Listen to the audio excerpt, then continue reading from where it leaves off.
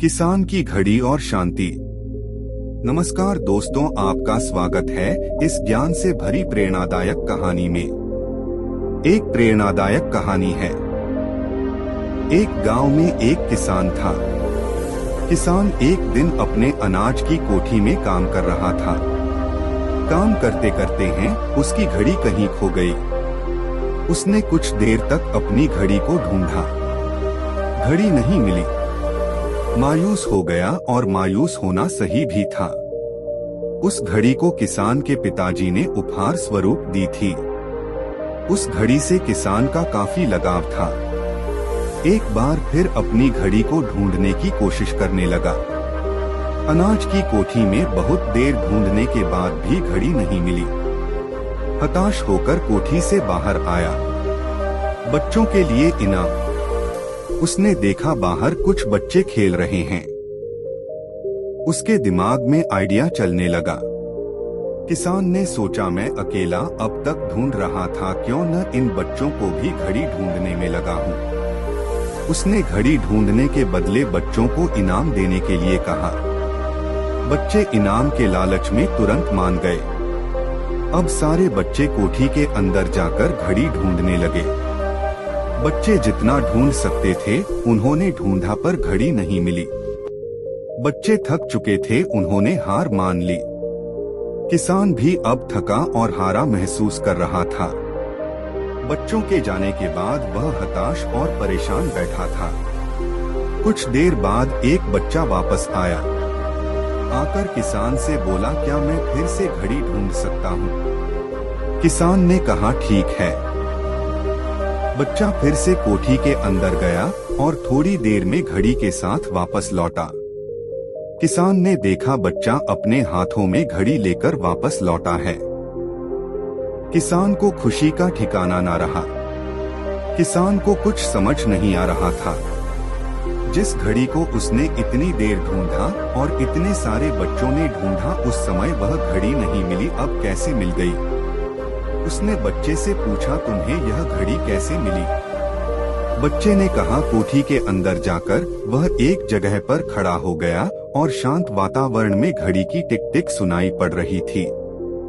मैंने घड़ी की टिक टिक की आवाज की दिशा में ढूंढना चालू किया और घड़ी मिल गई। किसान ने बच्चे को पुरस्कार दिया और हृदय से आभार व्यक्त किया।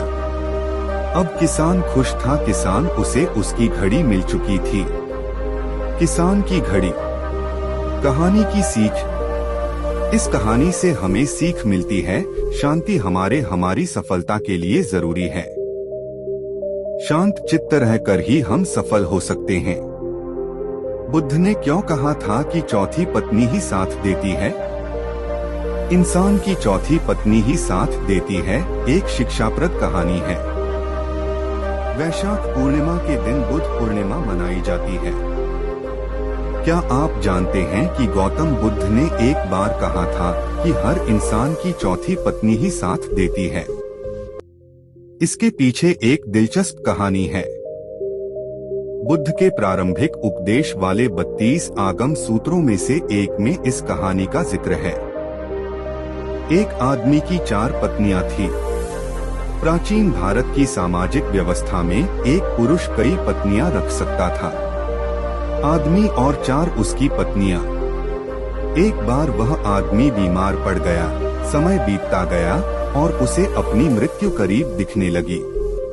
उसने चारों को बुलाया और बारी बारी उन्हें अपने साथ चलने को कहा। व्यक्ति ने पत्नियों से कहा, मैंने तुम्हें दिन रात प्यार किया, उम्र भर तुम्हारा ख्याल रखा। अब मैं मरने वाला हूँ, क्या तुम मेरे साथ चलोगी? पहली पत्नी ने जवाब दिया, मुझे पता है कि आप मुझसे प्यार करते हो, लेकिन मैं आपके साथ नहीं जा सकती, अलविदा प्रिय।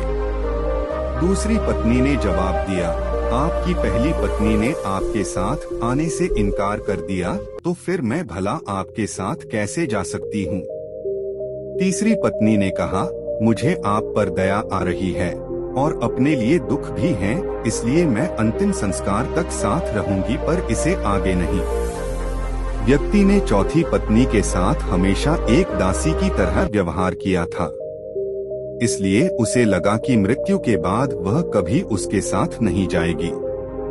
फिर भी उसने अपनी चौथी पत्नी से भी दूसरी दुनिया में साथ चलने के लिए कहा। चौथी पत्नी ने तुरंत पति का प्रस्ताव स्वीकार कर लिया। चौथी पत्नी ने जवाब दिया, मैं आपके साथ जाऊंगी, कुछ भी हो मैं हमेशा साथ रहने के लिए संकल्पित हूँ, मैं आपसे अलग नहीं रह सकती। बुद्ध ने कहानी समाप्त करते हुए कहा, हर पुरुष और महिला की 4 पत्नियां या पति होते हैं और हर एक की का खास मतलब होता है। पहली पत्नी या साथी हमारा शरीर होता है, जिसे हम दिन रात प्यार करते हैं, लेकिन जीवन के अंत में शरीर कभी साथ नहीं जाता। दूसरी पत्नी हमारा भाग्य, भौतिक चीजें, धन संपत्ति हैं, जिनके लिए हम सारा जीवन मेहनत करते हैं। मृत्यु के बाद यह भी साथ नहीं जाता है। तीसरी पत्नी का अर्थ रिश्ते नातों से है। मृत्यु के बाद माता पिता, भाई बहन, रिश्तेदार या दोस्त कभी साथ नहीं जाते हैं, सब यहीं छूट जाता है। चौथी पत्नी हमारा मन या चेतना है। क्रोध, लोभ और असंतोष कर्म के नियम हैं। हम अपने कर्म से कभी पीछा नहीं छोड़ सकते हैं। जैसा कि पत्नी ने अपने पति से कहा था, तुम जहाँ भी जाओगे मैं तुम्हारे पीछे चलूंगी। इसलिए बुद्ध ने कहा था, हमेशा चौथी पत्नी ही साथ देती है। माँ गंगा और भटका हुआ युवक। जब गंगा मैया ने भटके युवक को दिखाया सही रास्ता। माँ गंगा और भटका हुआ युवक एक शिक्षाप्रद कहानी है। एक बार एक युवक घर बार छोड़कर सन्यासी बनने निकला। वह समझ चुका था कि जीवन में कोई अपना नहीं है, अपने भी मतलब के ही है। उसने सोचा, अब केवल ईश्वर का सहारा है। यही सोच वह घर से निकल पड़ा। बनारस में गंगा किनारे बहुत से छोटे बड़े साधुओं के आश्रम थे। वही एक आश्रम में रहने लगा। भगवान के प्रति उसका विश्वास अटूट था। जब भी कोई उसे उसके दुख के बारे में या उसकी गलतियों के बारे में कुछ कहता, तो वह तुरंत बता देता कि गंगा मैया के जल में डुबकी लगाने से 108 यज्ञों का फल मिलता है और सारे पाप भी धुल जाते हैं। राम नाम जपने से सारे पाप धुल जाते हैं, सारे कष्ट मिट जाते हैं। भोले बाबा है ना, मेरी नैया पार लगा देंगे। वरिष्ठ सन्यासी के हितकर वचन। इतनी श्रद्धा भक्ति के बाद भी वह अभी सन्यासी बनने के लिए परिपक्व नहीं था। उसे आज भी इंद्रिय आसक्ति थी। बनारस में उसका कोई घर परिवार तो था नहीं। उसने इंद्रियों पर विजय भी प्राप्त नहीं की थी। जब भी उसे इंद्रिय आसक्ति सताती, वह वैश्यागमन करता। वैश्यागमन के उपरांत गंगा मैया के जल में डुबकी लगा लेता। धीरे धीरे उसके आश्रम में तथा बगल के आश्रमों में भी उसकी चर्चा होने लगी। एक दिन एक परिपक्व सन्यासी ने उसे युवक के हित में उससे कहा कि भाई, या तो तुम अपने सांसारिक जीवन में लौट जाओ या नहीं तो अपनी इंद्रियों पर विजय प्राप्त करो। तुम प्रतिदिन गंगा मैया में डुबकी लगाते हो, फिर वैश्यागमन जैसे पाप कर्म करते हो। इससे क्या लाभ? कहाँ समझने वाला था। आगे उन सन्यासी ने कहा, तुम्हारे जप अग्निहोत्र के सारे पुण्य क्षण भर में शून्य हो जाते हैं। ना तुम्हें अपनी इंद्रियों पर विजय प्राप्त हो रही है, ना तुम अपनी आत्मा को मिलन होने से रोक पा रहे हो।